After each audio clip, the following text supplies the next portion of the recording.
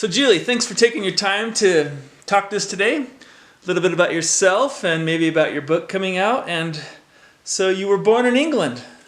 I was born in England. I was born just outside London, and then when I was 3, we moved back to London, and I was raised there.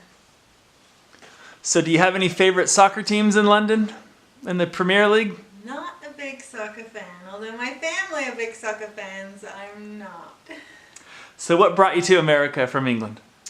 I was reading a degree in French and education, and part of that degree meant that I had to go abroad to France to teach English so that I could perfect my own French language. And while I was there, I met my husband, who is a Californian. So did you always want to be a writer from growing up? Nope. I actually had never thought that I would ever be a writer. I had planned to be a teacher, but then I got married and had kids and put my energies into that and thought I might teach one day, but that just hasn't worked out in a formal capacity, although I've taught a lot. And I hear you just finished publishing your first Regency romance called The Secret of Haversham House. How did you come up with the idea? Well, I had written a couple of children's books and decided I wanted to try something else. And being raised in England, there is a class system that's alive and well. And I noticed that I didn't really experience that in America. And I thought I might like to write a book about class and how people's opinions of someone might change if it was discovered that they weren't actually from the class that they had said they were. And so I created this debutante who was from high society, but unknown to her, that wasn't her true origins.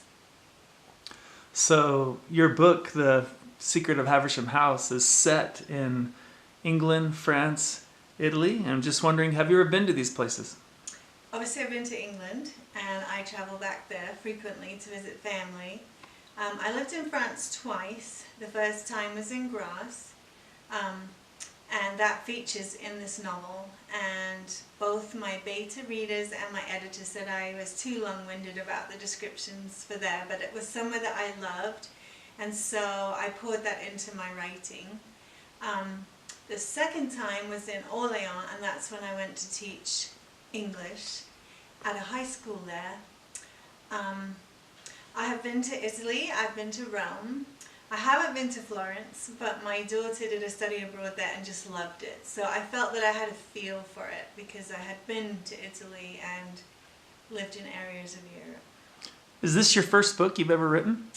No, I've written 2 children's historical fiction books about World War II.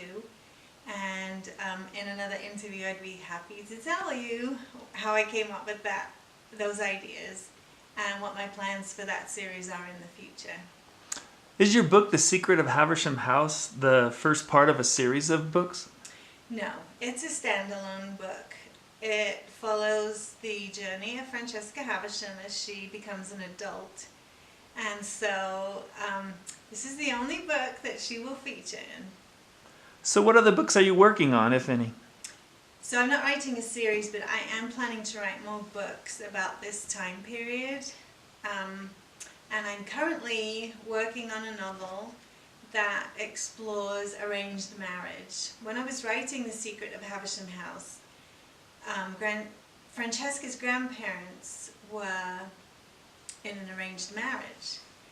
And as I wrote about them and that storyline developed, I thought how odd it is to us in our day and time where we get to choose our spouses to have an arranged marriage, and I thought that I wanted to explore that more, so I needed a vehicle to explore that. So I used a governess who would go into various households where arranged marriages were taking place, and she could show us some of the pitfalls of those arranged marriages.